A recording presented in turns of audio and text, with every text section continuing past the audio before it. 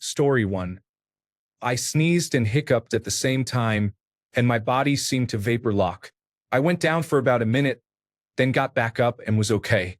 Story 2. After my husband died, I fainted at home several times following the funeral.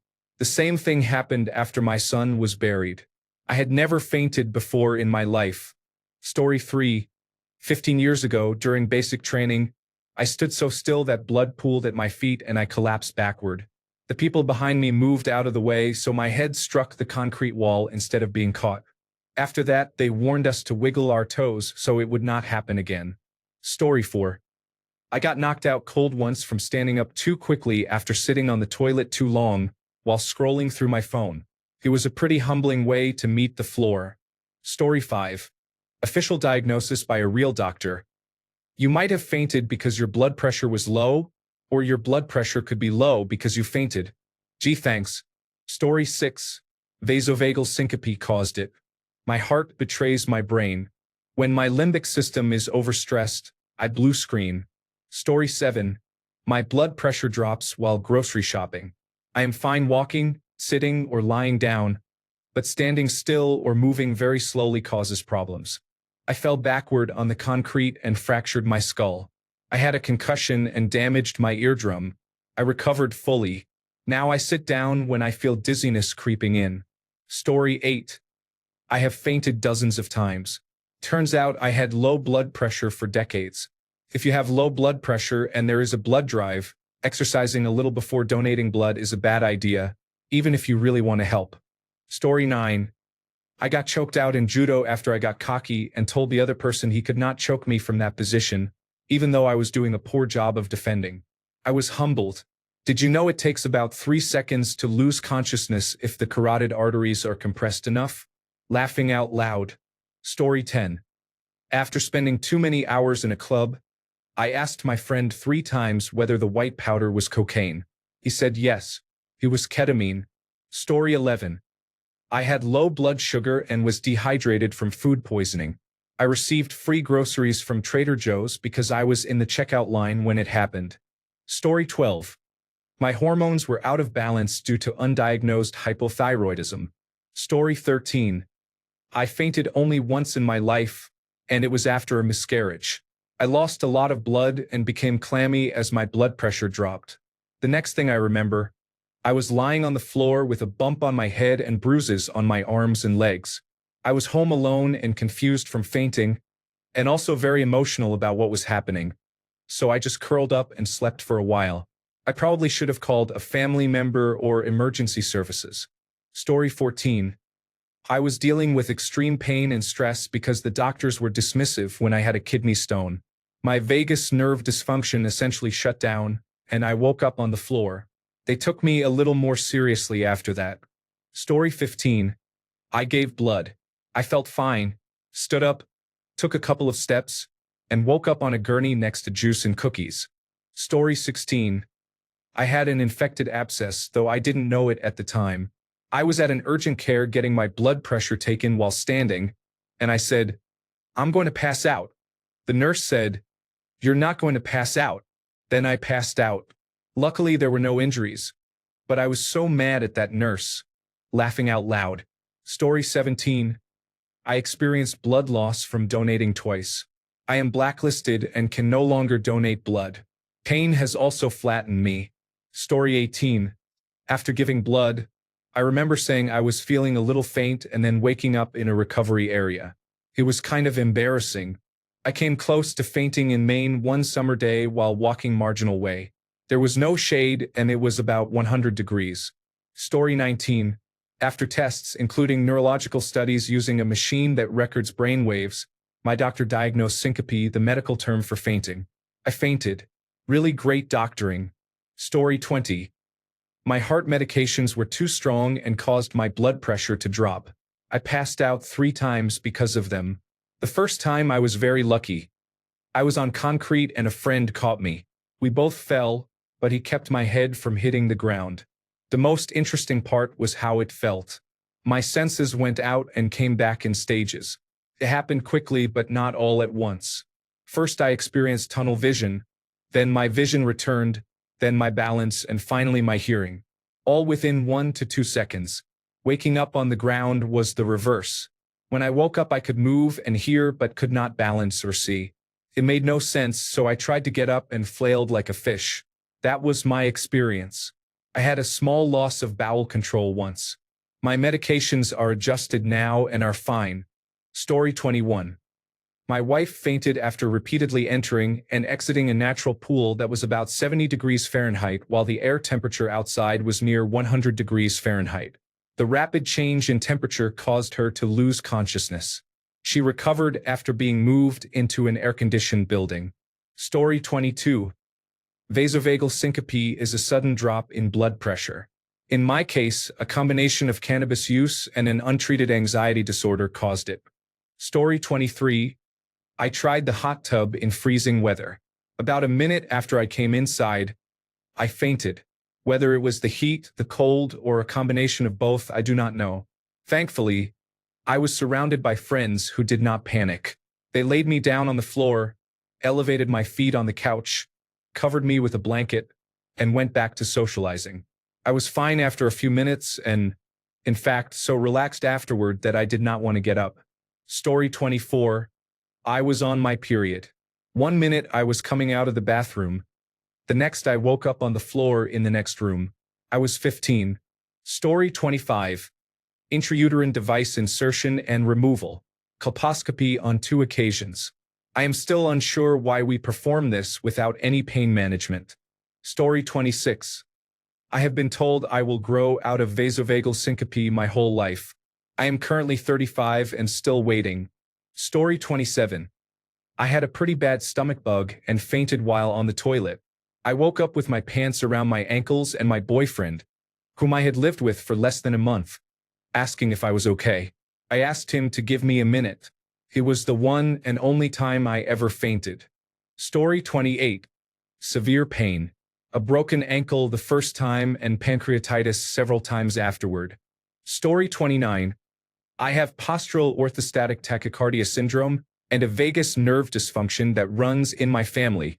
If I get hurt, use cannabis, become emotionally overwhelmed, or stand up too quickly, I faint. Story 30. Most of the time it is the anemia, iron deficiency, and low blood pressure combination. I got scolded and yelled at in middle school for blacking out and falling to the floor in gym class, only to learn my hemoglobin was 6 and I needed a transfusion. One time it was because the chemical smell from the cadaver dissection was very strong, but my insecure teenage self thought she was too fat to take her jacket off. I stood there in an outdoor coat in that stinking room with a bunch of cut-open cats and a cut-open human body, growing increasingly warm until I fainted and hit the floor. I was not even overweight. Third-generation body dysmorphic disorder is a powerful force. Story 31. Standing up too fast stimulated the vagus nerve, caused blood pressure to drop, reduced oxygen delivery to the brain, and led to fainting. Story 32. I stood for hours waiting for George Clinton to come out and start the show. Seriously, the doors were over 2 hours late and the show was even later. I can't think of any other time that's happened. The band, sure, but usually the venue still opens and wants to sell you drinks. Anyway, I guess my legs were locked, and just a couple of songs and I dropped like a fly. Story 33. Dehydration and electrolyte loss after a long run. My mom and I had been discussing a new video game I wanted to get. Apparently she said no from the other room, but I don't remember. The next thing I knew, I was waking up on the floor next to a broken fire poker. Stand. My mom came in freaking out because she thought I had gotten angry and broken something when she said no. Luckily, she quickly realized what had happened and was just glad none of the fire tools had impaled me. After that, the fridge was always stocked with Gatorade. Story 34. I nearly fainted once. When our son was only a week old, on a Friday night, he developed a fever of 40 degrees Celsius. So we called the hospital for advice. They told us to bring him in for a checkup, so I did. My wife stayed home with our daughter, who was asleep and unprepared. I went with our 1-week-old baby to get him checked. The first doctor ran some tests, asked questions, and eventually said he did not trust the situation and would send us to a pediatrician and neonatal specialist. The specialist came, asked questions, said she would prepare for more thorough tests, and asked if I needed anything. I did, because he needed his bottle and I had already been at the hospital for 2 hours. It was almost feeding time. He drank, the tests were done, and we waited. The doctor said they suspected 3 possibilities: a bacterial infection, meningitis, or a virus. That meant they wanted to keep him, start intravenous lines to give fluids and antibiotics, and monitor him. I started to get really nervous and texted my wife that my phone was nearly out of battery. They took my son to a room to do everything they needed, and I stayed to help because he was not cooperating and the staff were short. I was choking back tears and trying to soothe him while they tried to insert intravenous lines. They could not find veins on the backs of his hands, and he was crying and panicked. After attempts on the wrists and hands, they switched to the forehead to find a vein, and his squealing was heart-wrenching. Other nurses arrived and told me to sit back and try to remain calm. I started feeling hot and lightheaded. It felt as if I were looking at the scene from far away. A nurse asked if I was feeling okay and suggested I step outside. I said I could not leave my son alone, but she said calmly that if I was lightheaded, I would be better off going outside and taking a seat so they could concentrate on him without worrying about me as well. That made me realize they were right. I went outside, and about 10 minutes later my father-in-law arrived with a bag of supplies we needed. He said he had never seen me so pale and shocked. If I had stayed a minute longer in that room, I am certain I would have collapsed. Story 35. Endometriosis pain causes me to faint regularly. Story 36. It happens to me sometimes when I have to have blood drawn. I am not afraid of needles or the sight of my own blood. Apparently, I am one of those people who are susceptible to fainting. The first time it happened, I remember seeing the blood, and then the next thing I knew, I was lying on my back and smelling salts were held under my nose. I have found that if I keep chatting with the phlebotomist during the draw, I am usually fine. If many vials are taken, I become a little lightheaded, and they ask me to lie still for about 15 minutes afterward. I have not passed out in a while. It is probably just as well that I am not allowed to donate blood. It might scramble my brain cells. Story 37. I had salmonella. I was violently sick throughout the day. While walking, I felt an extreme wave of heat and thought I was dying. I fell and woke up disoriented with a bloody knee. Someone drove me to the emergency department. Story 38. My periods used to make me pass out. I don't know if it was the pain or the blood loss, but I passed out 3 times at school while on my period. I was diagnosed with dysmenorrhea. My periods were so bad I would bleed through the largest tampons and had to double up on the heaviest overnight pads, and I would still bleed through after just a couple of hours. It was a nightmare. Thank God for birth control. I could not function at all for at least 3 days a month. Story 39. I had 3 ruptured discs in my spine and was standing in line in the emergency room when I collapsed. My friend told the nurse I was going down, but the nurse threatened to kick us out if we said another word. Later, I felt 2 bands of steel around me and suddenly I was in motion. I later learned that an off-duty police officer had seen what happened. He lifted me. I was nearly 6 feet tall at the time. He carried me to a wheelchair and pushed me into the waiting area himself. He glared at the nurse as if daring her to say a word. For what it's worth, if you have never gone through it, it is like a swarm of bees in white light. You can hear them but cannot see much beyond static. You know something is happening and that something is wrong, but it does not seem to matter. Story 40. Dehydration. It is amazing how fast you can become dehydrated when it is hot and dry, and you may feel terrible for the rest of the day, as if you have a hangover. Story 41. I laughed at a YouTube video. I coughed in the middle of a laugh, fainted, and suffered a concussion that split my eyebrow open. My wife thought I had died. Then I suddenly jumped up, covered in blood, and asked if I had fallen asleep. Story 42. I was very tired before drinking and ended up drinking too much. Story 43. We went with our friend's brother to a Blue Jays game. On the way back on the GO Transit commuter train, he passed out. His girlfriend said it was low blood sugar, but I think it was the Blue Jays blowing an 8-1 lead. Story 44. This is gross and too much information, but you asked. I had a bad bout of food poisoning and was stuck on the toilet with diarrhea when I felt like I was going to vomit. I tried to decide whether to lean forward into the toilet or reach for the trash can. Suddenly, I woke up on the floor with vomit everywhere. Story 45. It was probably a circulation or dehydration issue. I was on a plane and passed out in my seat. I had the salivating sensation you get when you are about to vomit. Then I lost consciousness. I think the warmth from urinating on myself is what woke me up. Story 46. I have endometriosis and did not know for years. My regular monthly experience was that on the first day I would be in so much pain that I would faint. Story 47. I faint almost every month during my menstrual cycle because of excruciating pain. Story 48. When we were children, we would hyperventilate and stand up quickly to make ourselves faint. Story 49. Dehydration and hypotension will get you almost every time. Story 50. Hydrocodone and whiskey. I do not recommend it, but Walgreens took forever to fill my medications and the Novocaine wore off. Story 51. Last time I had blood drawn, the phlebotomist tried 3 different spots. When she finally removed the needle, I felt cold shivers and began seeing stars. Story 52. I donated plasma on a nearly empty stomach. When they say to eat before checking in and to drink plenty of water, they are not joking. Story 53. Common causes include 1. Menstrual pain. 2. Pain during a mammogram. 3. Hearing detailed descriptions of injuries during a first aid course. Story 54. A combination of being intoxicated and either locking my knees or holding my breath caused me to faint. I fell straight down and badly sprained my ankle. I limped for weeks. Story 55. It is just hunger and tiredness, plus standing at attention in the drumline for a while. Story 56.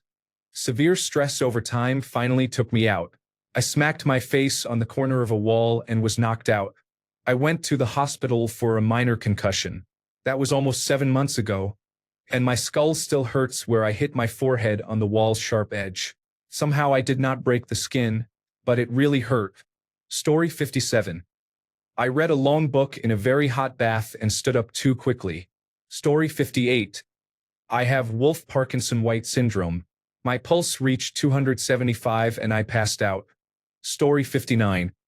I was moving furniture and pretty exhausted when I smacked my elbow on the underside of a sofa with a protruding staple. The staple entered my skin. I removed it and suddenly I fell on my butt. It wasn't even that painful. Story 60. I had severely low blood pressure, and fainting could be triggered by not eating or dehydration. Once, I had the stomach flu and fainted while changing my baby's diaper. I fell, broke my foot, and sustained a concussion. Thank God my husband was home and heard the crash. The baby was on the changing table and could have rolled off while I was unconscious. Story 61. I had fasting blood work done at 1 in the afternoon. It was a dumb idea because I was up against a deadline. After 6 tubes, I keeled over and woke up on a gurney. They said I was only out for a couple of minutes, but I had a full-on dream. Story 62. I am 6 feet 6 inches tall and weigh 250 pounds. I could probably get hit by a car and just walk it off. However, I fainted after a steroid injection in my elbow and during a blood draw when they could not find a vein. Story 63. I was an altar server at church when I was younger. During one long mass when we had to stand, my vision began to darken. Continued until I could not see anything and my head felt fuzzy. I decided to sit down and my vision immediately cleared. After that mass, I learned not to lock my knees while standing. Story 64. Getting my blood drawn twice. I have zero fear of the sight of blood. It does not bother me in the slightest. Apparently, my subconscious heartily disagrees. I remember sitting on a table as the nurse began to draw my blood. All of a sudden, I felt incredibly weak and I just fell over. I have no memory of this. I woke up to being slapped in the face. The second time, years later, I warned the nurse that this might happen and that it might have been a fluke. As soon as I saw the needle begin to draw blood, I said oh and fainted again. Story 65. I was working a double shift at McDonald's after a shift at Dairy Queen across the street. I fainted in front of the fryer and hit my head. I woke up in the hospital about an hour later. They performed a spinal tap and botched it, giving me the worst headaches of my life, which I still suffer from regularly. Story 66. Orthostatic hypotension is a fancy way of saying I stood up too fast. Story 67. So I had a stomach virus that left me really dehydrated. One morning I got out of bed to use the bathroom, and as I was walking down the hallway my vision went from clear to double. It felt like the world was tipping side to side. When I turned the corner I lost my balance and fell, which terrified my parents because they saw me go down. Story 68. I had my wisdom teeth removed. I was not supposed to spit while healing, so I stood over the sink letting the blood drain. I am not usually squeamish, but I passed out. The only reason I did not crack my head on the kitchen floor is because my dad was there and cushioned my fall, but he could not lift me, so my twin sister carried me bridal style up the stairs to my bedroom. I laughed out loud. For a year afterward, I could not think about teeth without getting a little woozy. Story 69. Being a tall, thin woman makes me more susceptible to dizziness when I stand. I heard it is related to low salt intake. I urinate frequently, at least once an hour, so I definitely need to increase my salt intake. I find this interesting because people around me are often told to reduce their salt consumption. I have a sweet tooth. Story 70. I have fainted twice before, and I do not know why. Both times I was in a line. Once for school picture day and once for getting my face painted, if I recall correctly. I was in the 4th grade on both occasions. There was no identifiable trigger, and as far as I remember I was not taken to a doctor. Story 71. I cut my finger badly while cleaning a new knife with a sponge. The knife jumped off the sponge and into my index finger. I could see the layers of my skin and it bled heavily. I had never fainted before, but the sharp pain and the sight of my open finger tipped me over the edge. I started getting dizzy and losing my sight and hearing. I knew to lie down right away as it happened. Story 72. I had the flu and had not eaten for 3 days. I woke in the middle of the night feeling nauseous and sat, staring at the porcelain throne for a few minutes. I got up, took a few steps and blacked out. I was knocked awake when my face hit the door handle as I fell. The hit was hard, and I was lucky not to lose an eye. My husband woke, helped me sit up, and handed me a bucket just in time before I vomited. Story 73. I had hyperemesis gravidarum while pregnant with twins. I was severely dehydrated and malnourished. Story 74. I am prone to fainting. I have vasovagal syncope and attempted to perform an at-home blood test. I should have known. I was fine while doing the test, but as soon as I removed the device from my arm and saw a drop of blood on the inside, I fainted badly. Story 75. I am known as the one who faints in my family. The first time it happened, I was probably 5. I was getting a booster shot for kindergarten and fell right out of the chair, hitting the floor face first. Scared my mother. Since then, at every immunization I would faint. Once they tried waking me with smelling salts. It triggered a strange reflex and I projectile vomited, but I still passed out. When I was 13, my mother and grandmother took me to Claire's to get my ears pierced. The pain was so intense that my brain just shut down in the mall. When my brother died, my family forced me to see him at the funeral home before he was placed in his casket. Do not force people to do this. It is cruel and does not provide the closure you think they need. The second I saw him lying there, I had a panic attack and fainted. I still do not remember the rest of that day. I was 8.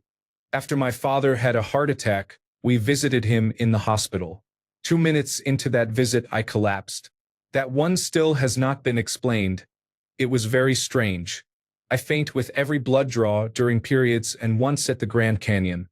After so many years of passing out, I can now hold full conversations with people around me. It upsets everyone, especially health professionals. It is a strange party trick. I can also feel it coming long before tunnel vision, so I get myself into a safe position quickly. Turns out I have very low blood pressure, not postural orthostatic tachycardia syndrome. I am not on medication, but I do have frequent doctor visits to monitor my health. Thanks a bunch for sticking around till the end of the video. Remember to subscribe, and until next time, stay awesome and goodbye.